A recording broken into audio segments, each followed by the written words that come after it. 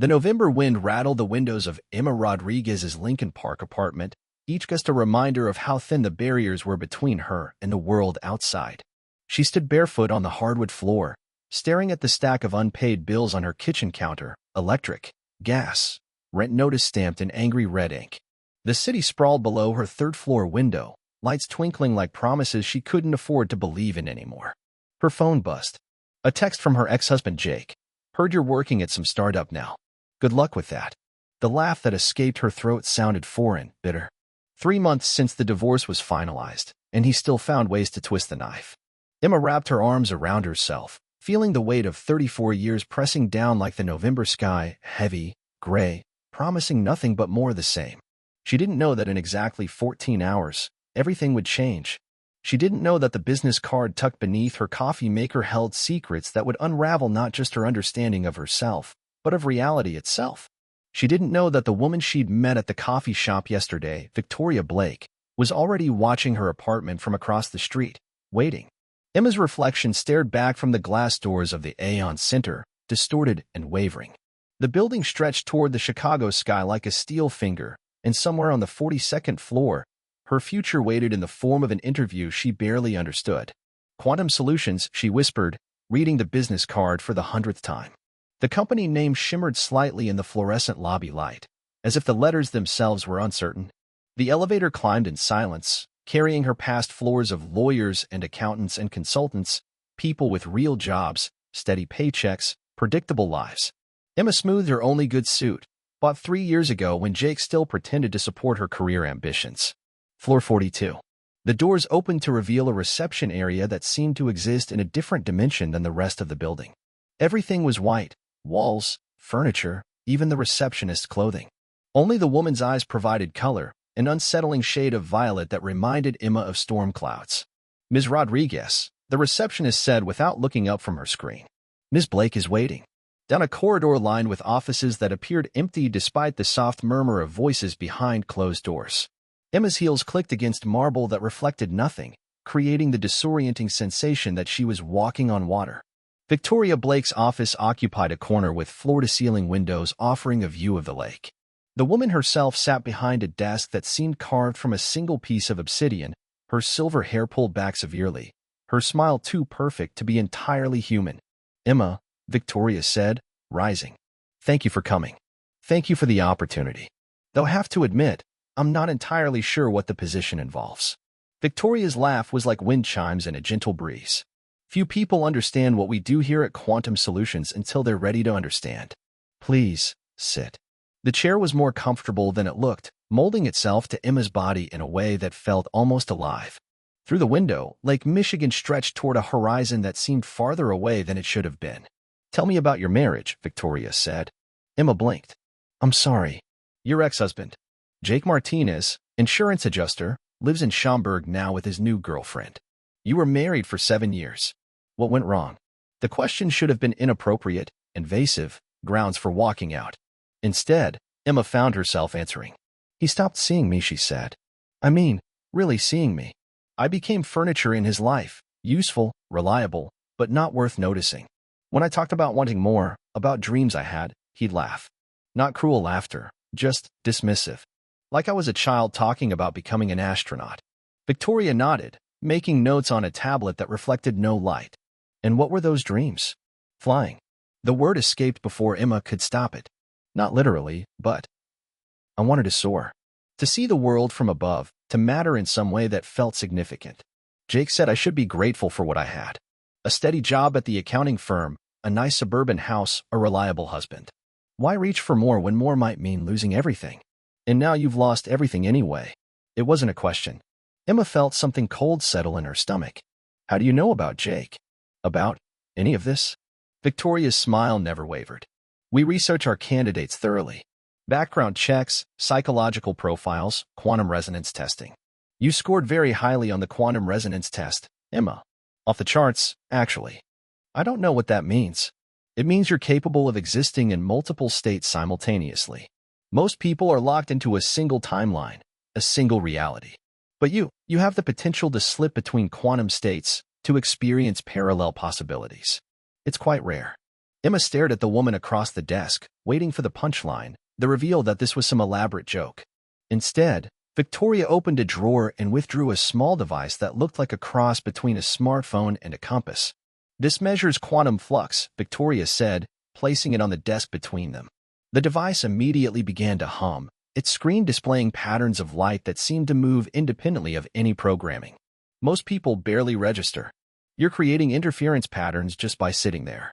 This is insane, is it? How many times in the past month have you experienced déjà vu? How often do you find yourself knowing things you shouldn't know, or remembering conversations that never happened? How many nights do you wake up feeling like you've been living an entirely different life?" Emma's mouth went dry. "All of those things. Every single one. What kind of job is this, exactly?" Victoria leaned back in her chair, steepling her fingers. "Reality management. There are cracks in the world, Emma. Places where different timelines bleed through, where what is and what might be become confused.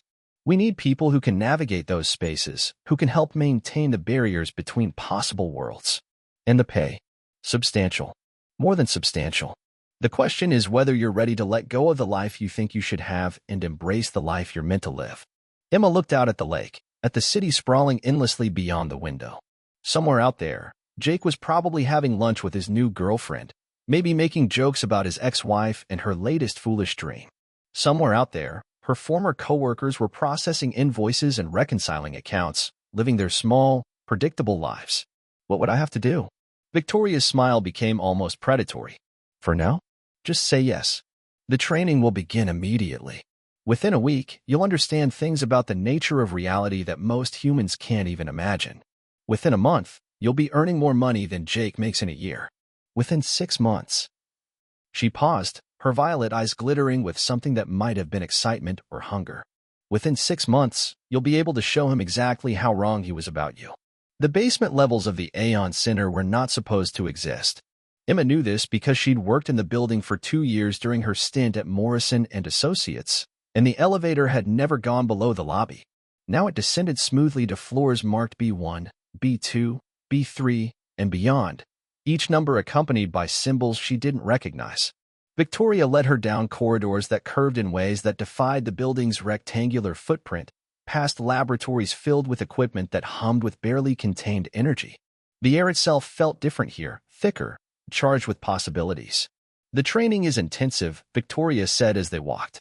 "You'll learn to perceive quantum fluctuations, to navigate probability streams, to maintain coherence across multiple reality states. It's not easy work." They stopped before a door marked with the same shimmering symbols Emma had seen on the elevator buttons. Victoria pressed her palm against a scanner, and the door dissolved, not opened, dissolved, like mist touched by sunlight. The room beyond was vast, far larger than the building could possibly contain. The walls curved away into darkness, and the ceiling was lost in shadows that seemed to move independently of any light source. In the center of the space sat a chair surrounded by a complex array of sensors and projectors. "This is where you'll learn to see," Victoria said. Emma approached the chair slowly, her footsteps echoing strangely in the space. "See what? Everything. Every choice you've ever made, every path you've ever considered, every life you might have lived if circumstances had been different. The human brain is designed to filter out quantum noise, to focus on a single timeline and ignore the infinite alternatives. We're going to remove those filters." The chair was more comfortable than it had any right to be, adjusting automatically to Emma's body as she settled into it. The sensors moved into position around her head, humming with barely audible energy. "Is this safe?" Emma asked. Victoria's laugh was like breaking glass. "Nothing worthwhile is safe. But yes, you'll survive the process. Whether you'll still be the same person when it's over, that's a more complex question." The world exploded into light. Emma saw herself at 7 years old, standing at a crossroads she didn't remember. One path led to piano lessons that would eventually make her a concert pianist performing at Carnegie Hall. Another led to the afternoon when she fell from her bike and broke her wrist, the injury that would keep her from pursuing gymnastics and eventually lead her to accounting. She saw herself at 16, kissing Danny Morrison behind the school gym. In one timeline, they dated through high school and college, married young, had 3 children, and lived quietly in Des Plaines. In another, she turned away from his kiss and focused on her studies, earning a scholarship to Northwestern, where she met a boy named Jake Martinez in Introduction to Economics. She saw herself at 25, standing in a wedding dress that was either the most beautiful thing she'd ever worn or a costume in a play she didn't want to perform. Jake's face at the altar. Was he crying from joy or from the weight of a decision he already regretted? The visions came faster now, overlapping and interfering with each other. Emma at 30, childless by choice or by chance or by some medical necessity that existed in some timelines but not others. Emma at 32, successful lawyer, corporate executive, struggling artist, stay-at-home mother of twins, victim of a car accident that left her unable to walk. In every timeline, she was different. In every timeline, she was the same. Enough. Victoria's voice cut through the chaos, and the visions faded. Emma found herself back in the chair, gasping, tears streaming down her face. What was that?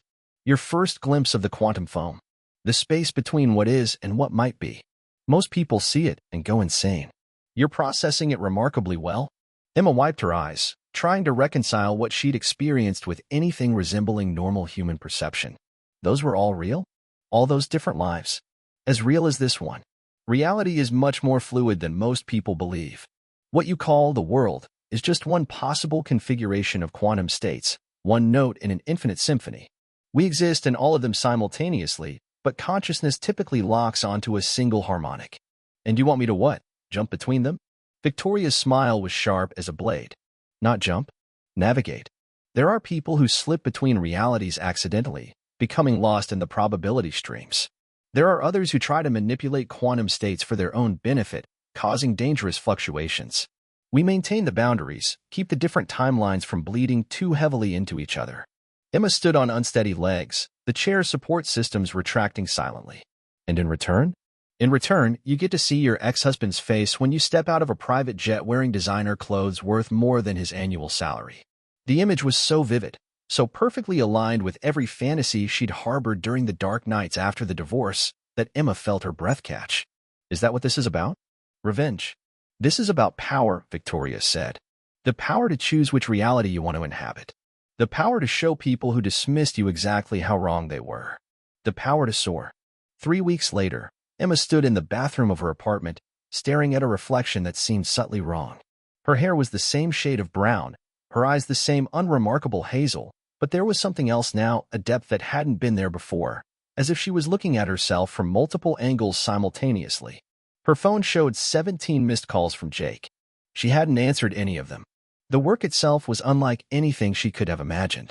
Each day, Victoria would give her an address, an apartment in Wicker Park, a coffee shop in the Loop, a park bench overlooking the lake, and Emma would go there and simply observe. But now she could see things that had been invisible before. The shimmer of probability around people making decisions, the faint overlays of alternative outcomes, the thin places where other timelines pressed against this one. Yesterday, she'd watched a woman in Grant Park choose between two paths through the gardens. In most timelines, the woman took the left path and had an unremarkable walk. But Emma could see the gossamer thread of possibility leading to the right, where the woman would meet a man walking his dog, strike up a conversation, and begin a romance that would span decades. Emma had gently nudged the woman's attention to the right path, nothing dramatic, just a subtle adjustment to the local probability field, and watched the destined meeting unfold. You're learning quickly, Victoria had said when Emma reported back. Most agents take months to develop that level of sensitivity. Now Emma sat at her kitchen table, which was no longer covered with unpaid bills. The direct deposit from Quantum Solutions had hit her account 5 days ago, more money than she'd made in the previous 6 months combined. She'd paid off her credit cards, caught up on rent, and still had enough left over to buy groceries without checking prices. Her laptop was open to a travel website. First-class flights to Paris, Tokyo, Sydney, destinations that had been impossibly distant dreams just a month ago, now suddenly within reach. She could quit her part-time job at the coffee shop, could tell Mrs. Patterson next door to find someone else to watch her cats when she traveled, could finally live the life she'd always imagined. But something felt wrong. Emma closed the laptop and walked to her window. The city stretched out below, but now she could see the quantum threads connecting every building, every street, every life. The view was beautiful and terrible, like looking at the circulatory system of some vast, sleeping creature. Her phone buzzed. A text from Jake. Emma, please call me back. Something strange is happening. She almost deleted it, but something in the phrasing made her pause. Jake wasn't the type to admit when something was beyond his understanding. In 7 years of marriage, she'd never heard him use the word strange about anything more mysterious than a particularly complex insurance claim. Against her better judgment, she called him back. Emma. His voice was strained, desperate. Thank God. I've been trying to reach you for days. What do you want, Jake? This is going to sound crazy, but I keep having these dreams. About you. About us. But they're not dreams exactly. They're more like memories of things that never happened. Emma's blood turned to ice. What kind of memories? Us staying together. You becoming some kind of, I don't know, executive or something. Flying around in private jets, making more money than I ever dreamed of. And in these dreams, I'm different too. Smaller somehow. Like I'm seeing myself from your perspective, and I'm just this insignificant little man who never understood what he had.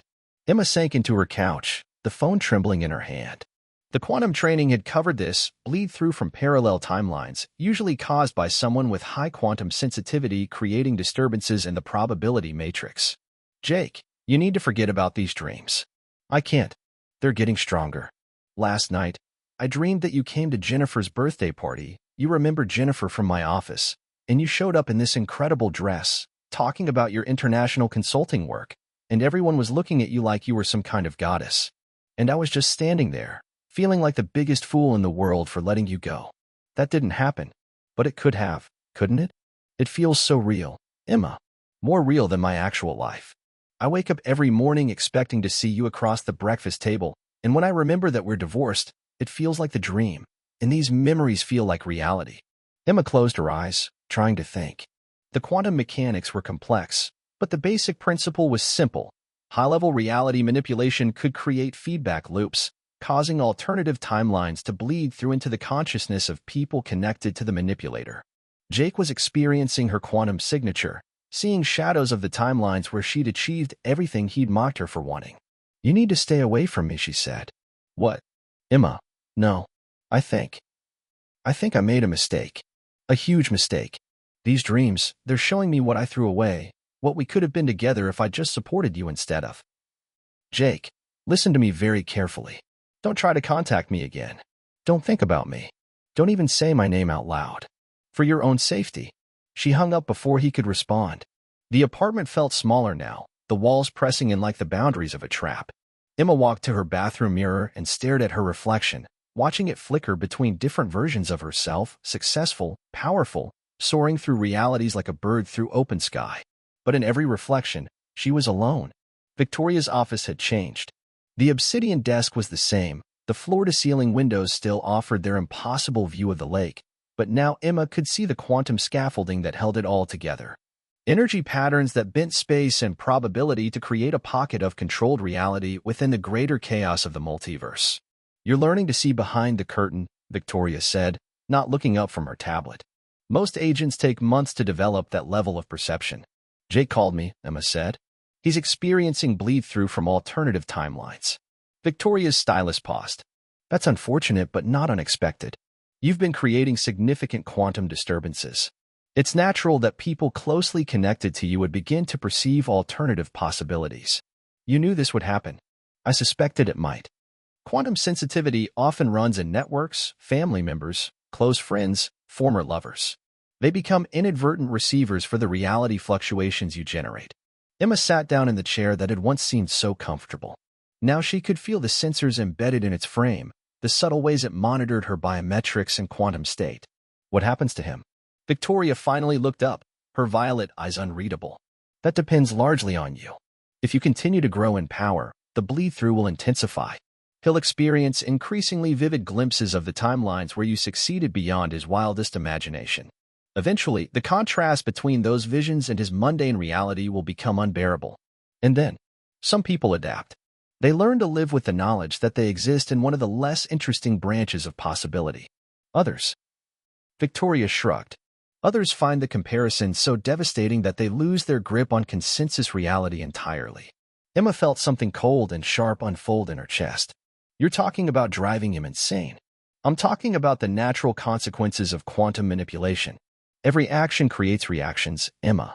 Every choice to elevate yourself necessarily diminishes someone else. You wanted to soar. Did you think you could do so without casting shadows? Through the window, Chicago spread out like a circuit board.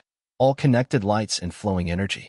Emma could see the quantum threads now, the invisible web that connected every consciousness to every other consciousness. Pull one strand, and vibrations rippled outward, affecting dozens, hundreds, thousands of lives in ways both subtle and profound. There's more, isn't there? Emma said. This isn't just about reality management. There's something you're not telling me. Victoria's smile was proud and terrifying. You were learning. Yes, there's more. Would you like to see? Before Emma could answer, the office dissolved around them like sugar in rain. They stood now on what appeared to be an observation deck suspended in space, looking down at not one Earth but dozens, infinite Earths spinning in their orbits like pearls on invisible strings. Each was slightly different. Continents shifted, cities rearranged, histories rewritten. The multiverse, Victoria said, her voice carrying impossibly across the vacuum. Every possible outcome of every possible choice, playing out simultaneously. Most humans perceive only one thread of the tapestry, but you're beginning to see the whole cloth. Emma watched herself on a dozen different Earths. In one, she was giving a presentation to the United Nations. In another, she was piloting her own aircraft across the Pacific. In a third, she was accepting an award for pioneering work in quantum physics. In all of them, she was powerful, successful, soaring exactly as she'd always dreamed. These are real. As real as the timeline you call home. The question is, which one do you want to inhabit? Emma looked more closely at the Earths below. In the one where she addressed the UN, Jake was nowhere to be seen, but in the background of her triumph, she could make out newspaper headlines about a series of suicides among men who'd lost their grip on reality. In the one where she piloted aircraft around the world, she flew alone, her social media filled with photos of exotic locations and no friends to share them with. In the timeline where she won scientific awards, her acceptance speech thanked no one, because there was no one left to thank. Every version of me is alone, she said. Power requires sacrifice, Victoria replied. You can't soar to great heights while remaining tethered to people who would keep you grounded. Your ex-husband, your family, your old friends, they represent the life you're leaving behind. Quantum ascension requires cutting those threads. And if I refuse? Victoria's laugh was like the sound of distant thunder. You can't refuse. You've already seen too much, changed too much. The process is irreversible. You can choose which timeline to fully inhabit, but you can no longer choose to remain the small, earthbound person you used to be. Emma looked down at the spinning Earths, at all the versions of herself who had achieved everything she'd ever wanted and lost everything she'd never known she needed. In the distance, she could see other figures standing on other observation platforms, people who had made the same choice she was being asked to make. Observers who had transcended their original timelines only to discover that godlike power was the loneliest achievement of all. What are you? Emma asked. Victoria turned to face her, and for a moment her human facade slipped away entirely. Beneath was something vast and alien, a consciousness that existed across multiple dimensions simultaneously, feeding on the quantum energy generated by beings making the transition from one reality to another. I am what you will become, Victoria said. A gardener of possibilities, helping other lost souls make the same choice you're making now. It's fulfilling work, in its way. And the alternative, remaining trapped in a single timeline, growing old and dying without ever knowing your true potential, is so much worse. Emma closed her eyes, feeling the weight of infinite possibilities pressing down on her. When she opened them again, they were back in Victoria's office, the familiar view of Lake Michigan stretching toward a horizon that seemed both near and impossibly distant. I need time to think, Emma said. Of course. But don't take too long. The quantum disturbances you're creating are affecting more than just your ex-husband. Every day you remain in transition, more people in your original timeline will begin to experience bleed-through. Eventually, the fabric of consensus reality itself will begin to fray. Emma stood to leave, but Victoria's voice followed her to the door. Oh, and Emma, you might want to check your bank account. Your next payment has been processed. Emma's apartment had become a museum of her former life. The photographs on the wall showed a woman who looked like her but somehow smaller, trapped behind glass and frozen in moments that felt like they belonged to someone else. Here she was at her college graduation, proud and hopeful. There she was on her wedding day, radiant in white lace, her arm linked with Jake's as they smiled at a future that would never come to pass. Her phone had been ringing all day. Not just Jake now, but her sister Maria, her mother, even her old college roommate Rebecca. All of them experiencing the same thing, dreams that felt more real than reality, visions of a version of Emma who had transcended everything they thought they knew about her. She'd stopped answering after the fifth call. The bank statement on her laptop showed a number that made her dizzy. Enough money to buy this entire building. Enough to never worry about rent or bills or any of the small indignities that had defined her previous existence. Enough to step into any of those gleaming timelines Victoria had shown her and live like a queen among mortals. But the price was everyone she'd ever loved slowly losing their minds as they glimpsed what she was becoming. Emma walked to her bathroom mirror and stared at her reflection. The woman looking back at her was undeniably more than she had been. There was power in her eyes now, a depth and complexity that spoke of expanded consciousness and unlimited potential. But there was something else too, something that reminded her of Victoria's predatory smile. Her phone buzzed. A text from an unknown number. Meet me at Navy Pier. North End by the lighthouse. Come alone. Jake. He bought a burner phone to contact her after she blocked his regular number. Emma almost deleted the message, but something stopped her. If she was going to transcend this timeline, she owed him a proper goodbye. She owed him an explanation for what was happening to him, even if that explanation would sound like the ravings of a madwoman. The November wind off the lake was brutal, turning the normally crowded pier into a desolate expanse of empty attractions and shuttered concession stands. Emma found Jake standing at the north end, hands shoved deep in his coat pockets, staring out at the dark water. He looked terrible. His hair was unwashed, his clothes rumpled, his eyes red-rimmed from lack of sleep. But when he turned to face her, she saw something else, a recognition that cut through her like a blade. You look different, he said. So do you. Emma, what's happening to me? These dreams, these visions, I can't sleep. I can't focus at work. I can't even look at Jennifer without seeing you in that dress, in that jet, looking at me like I was nothing. Emma pulled her coat tighter against the wind. It's called quantum bleed-through.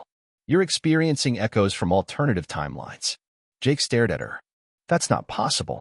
3 months ago, I would have said the same thing. But I've learned that reality is much more flexible than we imagine. There are infinite versions of us, Jake.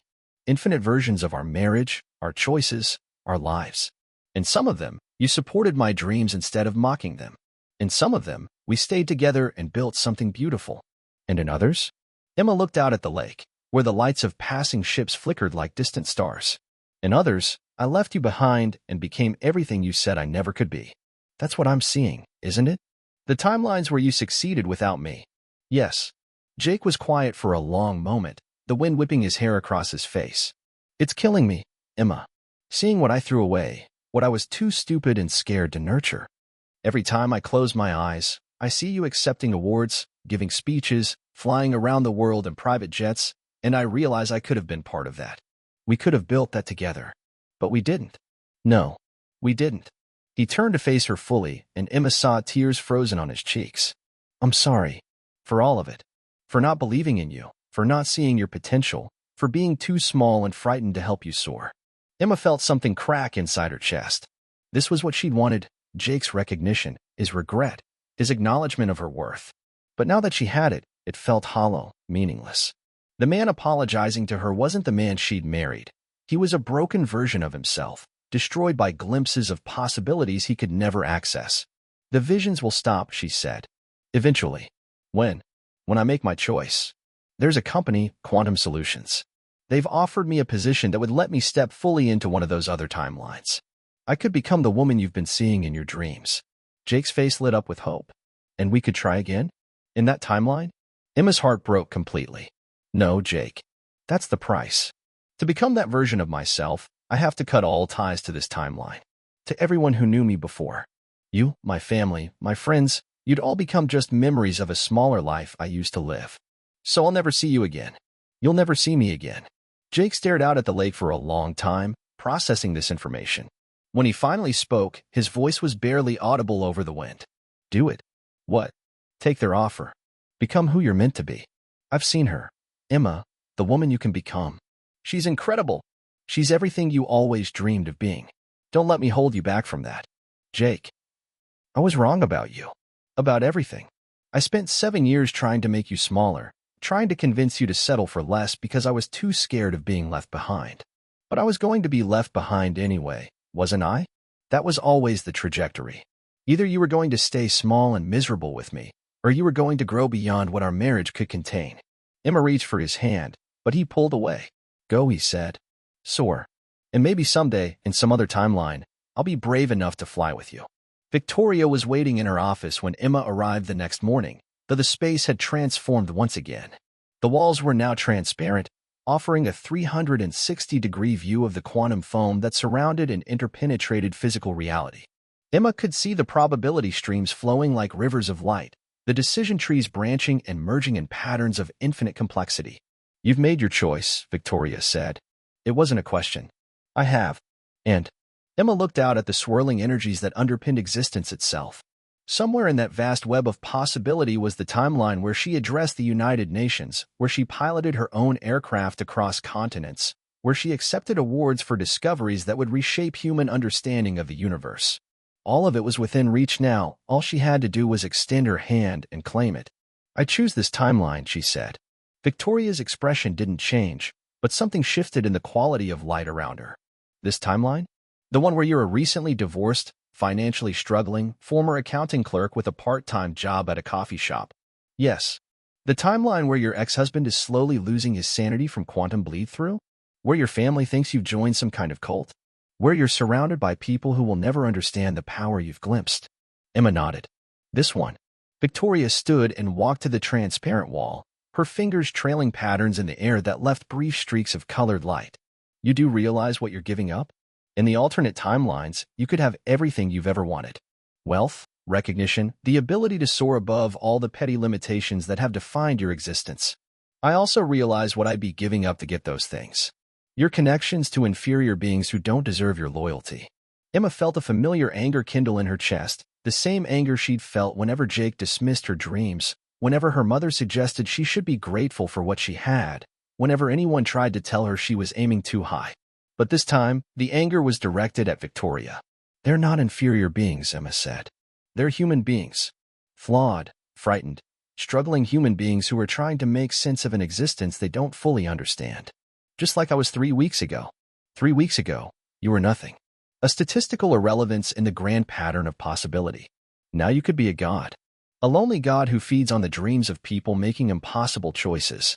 Emma walked to the center of the room, feeling the quantum energies swirl around her like a tide. "That's what you are, isn't it? That's what quantum solutions really does. You find people who are desperate enough to trade their humanity for power, and you harvest the energy generated by their transition between realities." Victoria's perfect composure finally cracked, revealing something ancient and hungry beneath. "You think you understand, but you've only seen the surface. The multiverse is vast and terrible, Emma. Most timelines end in extinction, in war, in the slow heat death of entropy. We curate the exceptions, the realities where consciousness can transcend its limitations, where beings like us can exist beyond the constraints of linear time and single-threaded existence. At the cost of everyone who gets left behind. Irrelevant insects. In 1,000 years, they'll all be dust anyway. But you could be eternal." Emma felt the quantum threads pulling at her consciousness, each one leading to a different version of herself, a different life, a different destiny. It would be so easy to let go, to drift into one of those gleaming timelines where she was everything Jake had prevented her from becoming. Instead, she reached out with her expanded awareness and began to sever the connections. Victoria's eyes widened in alarm. "What are you doing?"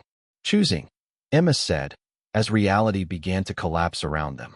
The process was agonizing. Each quantum thread she cut felt like tearing away a piece of her soul, like voluntarily blinding herself to visions of paradise. The timeline where she piloted jets vanished in a shower of silver light. The reality where she addressed world leaders dissolved like sugar in rain. One by one, all the versions of herself that could have been magnificent crumbled into probability dust. "You're destroying yourself," Victoria screamed, her human facade peeling away entirely to reveal something that existed in too many dimensions simultaneously. "You could have been infinite. I'd rather be human." The office imploded, the building shuddered, and Emma felt herself falling through layers of collapsing reality. As she fell, she caught glimpses of other people who had stood in this same impossible space, faced this same choice. Most had chosen transcendence, trading their connections to terrestrial humanity for cosmic significance. But a few, a precious few, had chosen to remain bound to the timeline they'd been born into, accepting limitation in exchange for connection. Emma hit the sidewalk outside the Aeon Center with jarring suddenness, the November wind cutting through her clothes like a blade. Pedestrians walked past without seeming to notice her, their faces buried in phones and scarves, lost in their own small concerns and petty struggles. She pulled out her phone. 17 missed calls from Jake, 12 from her sister, 8 from her mother. People who loved her imperfectly, who didn't understand her completely, who might never appreciate the magnitude of what she'd just chosen to preserve. Emma smiled and started walking home. The coffee shop on North Michigan Avenue was nothing special. Worn linoleum floors, mismatched chairs, the perpetual smell of burned espresso hanging in the air like a benediction. Emma wiped down tables and restocked napkin dispensers, her movements automatic after months of practice. The work was simple, honest, bounded by the comfortable limitations of physical reality. Through the window, she watched Jake approach with uncertain steps. He'd called yesterday, asking if they could meet, his voice tentative in a way that reminded her of their first date 15 years ago. The quantum bleed-through had stopped completely after her confrontation with Victoria, but the memories lingered, dreams of what might have been that faded more each day but never entirely disappeared. He looked better than he had at Navy Pier. Rested, focused, present in his own timeline in a way he hadn't been for months. When he entered the coffee shop, his eyes found hers immediately. "Hi," he said. "Hi." Emma poured him his usual, dark roast, 1 sugar, no cream, and they sat at a table by the window. For a long moment, neither spoke. Outside, Chicago hummed with its ordinary magic. Buses rumbling past, people hurrying to appointments, the lake wind carrying the promise of another storm. "I've been thinking," Jake said finally, "about those dreams I had, about the woman you could have become." Emma waited. She was incredible, powerful, successful, flying around the world in private jets, commanding respect from everyone she met. Everything you always said you wanted to be. Yes, but she was also... Jake paused, searching for words. Empty, somehow. Like she'd gained the whole world, but lost something essential in the process.